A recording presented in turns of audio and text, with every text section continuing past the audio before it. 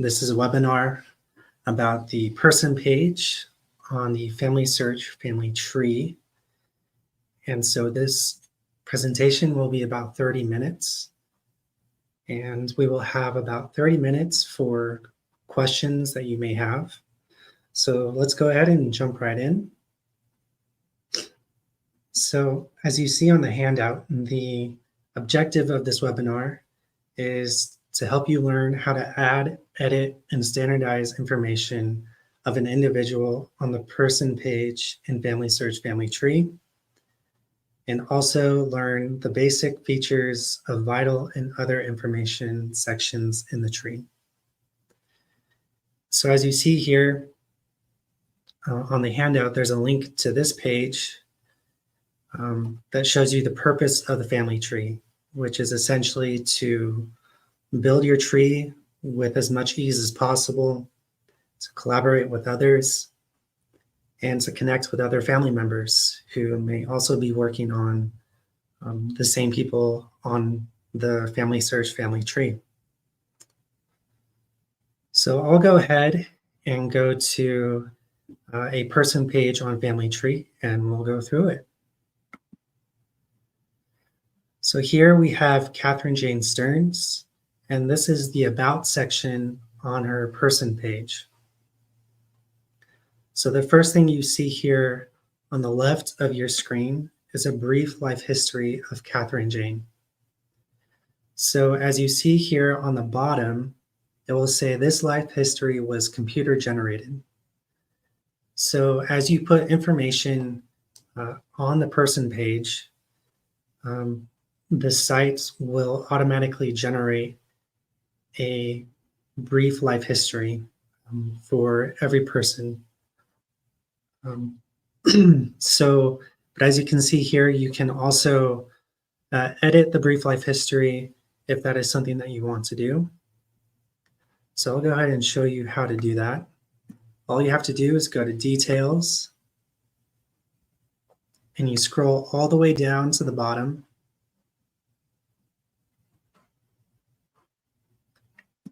And see here where it says Brief Life History, you can press Add Brief Life History, and you can write it and check mark this box. You can also add reasons why this is correct. This is always a good thing to do so people can understand why this information is correct, and so on and so forth. And as you do that, it will show up back on the About page here. And you have up to 10,000 characters to write a brief history. So quite a few characters, so you can be decently detailed in the brief life history. Next, we're going to go over alert notes.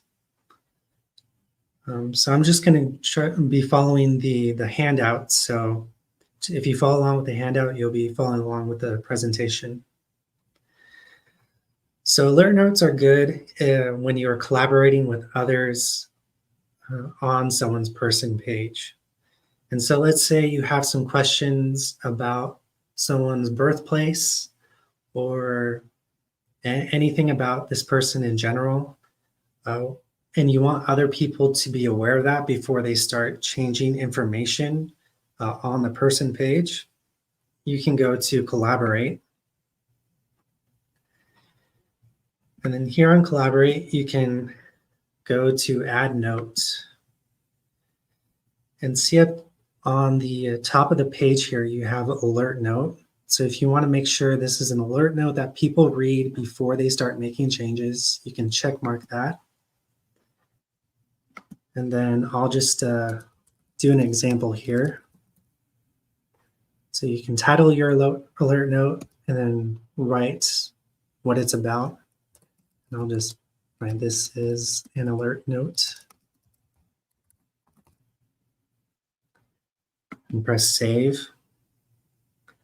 So what happens when I go back to the About page, or the Details page, right up here at the top, you'll see important research has been done on this person. Please read the alert notes before making changes.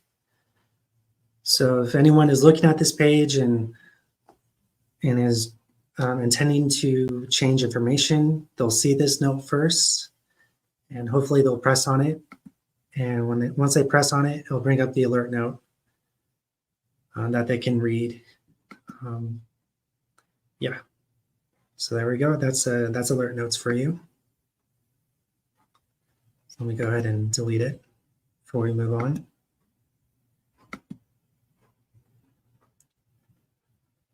Okay, so now we're going to go through the different menu items. So first we have the About page, which shows you all the information about this person that we have. So like I said, you have the brief history. Next to it, you have photos and memories. So if you have any memories or photos of this person, you can add them here. And memories can be anything of like documents, pictures, even audio recordings, if you want. And just to note, we have a webinar about memories and how to add memories to a person page if you're interested in learning more about memories. Next, we have a timeline. And this is a timeline of a person's life from birth to death. And so you can just kind of scroll through and see where they lived and if they got married, any children that they may have had. And so you can scroll through and see that information here on the timeline. And as you scroll down, it'll also show any sources, which are any documents that may pertain to this person that people have added to the page, spouses and children, and then parents and siblings. And then you have name meanings here for the person. So a lot of great information that we have here on the About page. So let's say you want to add information or change any information about this person. To do that, you go to this next menu item, Details. So here we have the Details menu. And the first thing we have is Vitals. So vital information is essentially name, sex, birth, marriage, and date. As we can see here, we also have christening, so baptism, if you want to add information there. So all vital information will be here on this section of the page.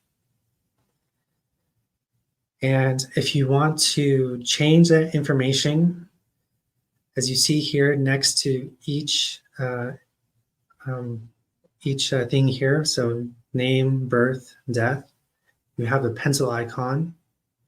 And so you can press on the pencil icon to change the information. So there you have it. You can change the information here if you'd like. And then here you can add sources. And as you can see here, this is the last time it was changed, and the user who changed it. And yeah, so that's how you can edit information. So also you have research help. So if any record hints about this person or hints. So for example, this says possible missing child because there's a 3-year gap between one child and the next sibling. Or you might have record hints, or if there's any, maybe there's a missing standardized place, it'll show you an alert here at research help. Then also here you have search records. So if you're looking for more records about this person or any more information, you can search records in all these different places. So family search. And then if you have accounts with Ancestry or the following databases, you can also search there as well. Then here you have other information. So if they had any alternate names, you can add them here. Or common, a lot of times people went by nicknames, and that may even show up in a census and in other documents. So you can put alternate names here as well. Then other events, often you'll see here, like here we see residences. So with other information, you'll often see residents, things like wills, probate records, even things like high school graduation books, anything in all the above will show up here in other events as people add information to the page.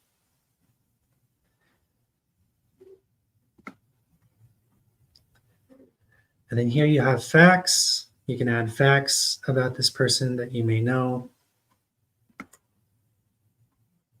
And then it also show family members and children. And again, you can edit that information here.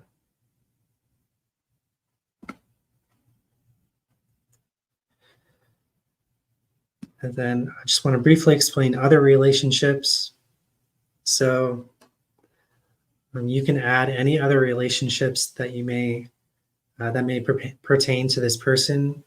Those things can include godparents, maybe an apprenticeship, or maybe such things as that pertain to enslavement.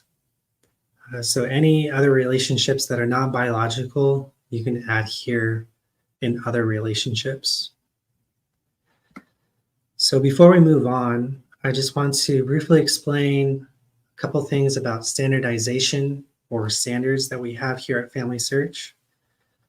So when it comes to places and dates, people write places in a variety of different ways, same as dates. For example, here in the US, when we write a date, we usually start with a month, then day and year, where in Europe and other places in the world, they'll start with the day, then the month, then the year.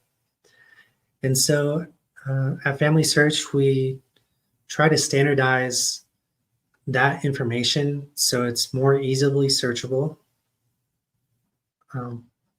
so that when people are searching for information, they'll be able to more easily find it. So if we go here to the residence, as we see here, we have the date. Now this is a census, so it's just going to be a year. But let's say I wanted to add a more specific date.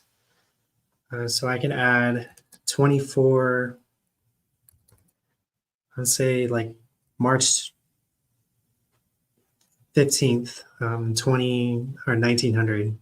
So I can add 15-3-1900. And so I'll bring it up here. Now this is the standard date for March 15th, 1900. So if you want to make it easier on yourself, you can just write it as it here. So 15 March 1900. And if you press on it, it'll just add it here. And that is the standardized date. And so that'll make it easier for people to know what you mean, because we don't all write dates the same, but that is something that no one can mistake, is 15 March 1900. And same here with residents. So with residents, it goes from smallest to biggest locality. So town, county, country, usually. And so as you write in the place of residence, FamilySearch will populate options for you here. And so as you write in the date or the name of the place, the standardized location will most often show up here. And then as the best option shows up, you can just press on it and it'll show up here and it'll be the standardized place. And then next you can add why this information is correct. So here I could write, since this is a census, I can write her and her family appear in the 1900 census in this locality. And then I can just press save. And that information will be there. Let's make sure that date just stays at 1900.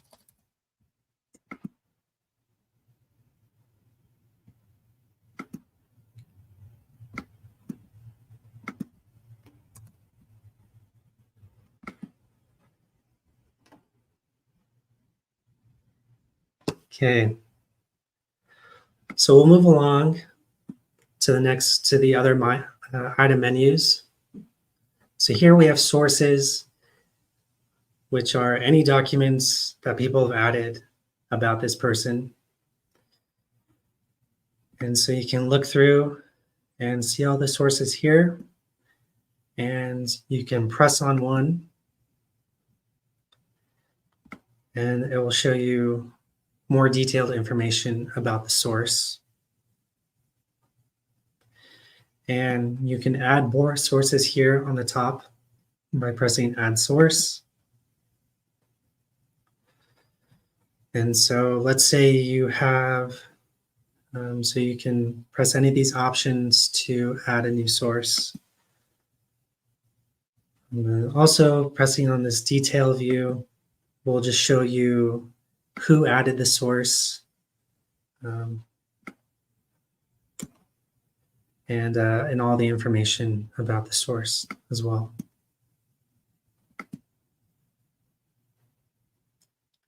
So next is collaborate. So we briefly went over this with alert notes, but if you just want to add any notes about this person that you think anyone would like to know. So for example, maybe you're having trouble finding them. Maybe you're having trouble finding this person in birth records, or you can't find them in a certain census. You can add a note and be like, hey, I'm having trouble finding this person here. Or anything that you think would be helpful for other people to know about this person. Same with discussions. Maybe you want to open a discussion about finding certain information about this person. So let's say here with Catherine Jane Stearns, I might want to try to find maybe she left a will and we don't have that on her person page. So I can add a discussion here and I can write, will, and I can just say, I want to find her will and I've looked in these records. Does anyone have information about possible will or any other probate records pertaining to Catherine here? And then you can save it and people can see that and add to the discussion and yeah, you can talk to other people about this person. Next, we have memories. So Catherine here does not have any memories, but if she had, they would be located here. And, there are some people who have, dozens of memories that you can look through. Some people may just have a few. It just depends on how well researched the person is. and how recent the person was living. And as you can see here on the left, you can just press add memories, and you can add any memories, anything that you want to this page. Well, not anything you want, but anything that will, such as documents, pictures, or audio. Unfortunately, we can't do video yet, but maybe sometime in the future. But next here we have timeline, and timeline allows you to view the life of an individual based on the chronological order. And you can also plot out events on a map by pressing this map icon. So if you toggle it, it will show the events of this person on the map. So Catherine was born in Kansas, but she lived a lot of her life in Washington.